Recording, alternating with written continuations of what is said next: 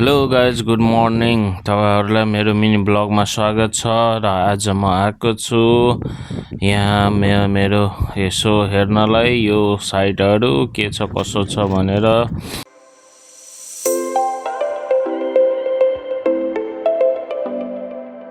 र यो रोड देखिराख्नु भएको छ। यो रोडमा अब केही दिनमा ढलान गर्नुपर्ने छ, त्यही भएर यहाँ रोडको के कति बजेट लाग्ने हुन्छ त्यो हेर्न आएको छु। साथै यहाँ यो बनिरहेको चाहिँ यो मन्दिर हो, यो कृष्ण मन्दिर हो।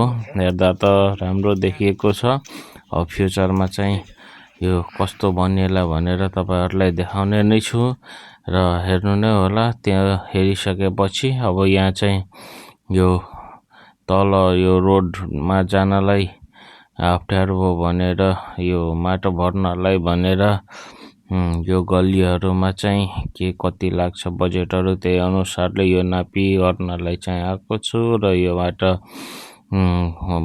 यहाँका यो रोडहरु चाहिँ अब यो पानी पर्दाखेरि चाहिँ यहाँ अप्ठ्यारो हुने हुन्छ, त्यही भएर यहाँ चाहिँ माटो भर्दिने अगाडिको यो रोडहरुमा चाहिँ ढलान गर्ने। त्यसको लागि चाहिँ के कति बजेट राख्नु पर्छ भनेर यो बजेट बनाउन पनि यहाँ चाहिँ आएको हो। र ठ्याक्कै यही बेला यहाँ नाप्न बेलामा चाहिँ बाइक अन नै छोडेर हिँडेको रहेछु, त्यही भएर यो बाइक चाहिँ मेरो एकदम यो जहिले पनि यस्तै हुन्छ। यो प्राय जसो यो अन नै छुटेर चाहिँ धेरै मेरो ब्याट्रीहरु डिस्चार्ज भइदिने गर्दछ।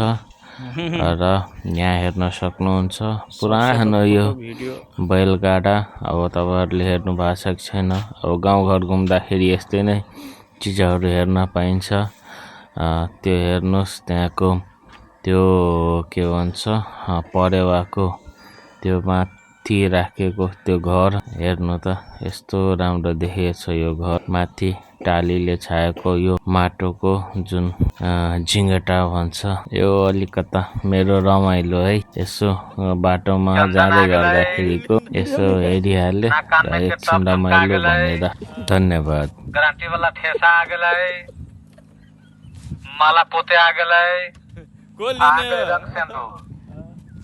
रंग सिंदूर आ गेलै, चंदन आ गेलै, नाक कान में के टॉप झुमका आ गेलै। If you like the content of this channel, then subscribe the channel and turn on the bell icon. Thank you.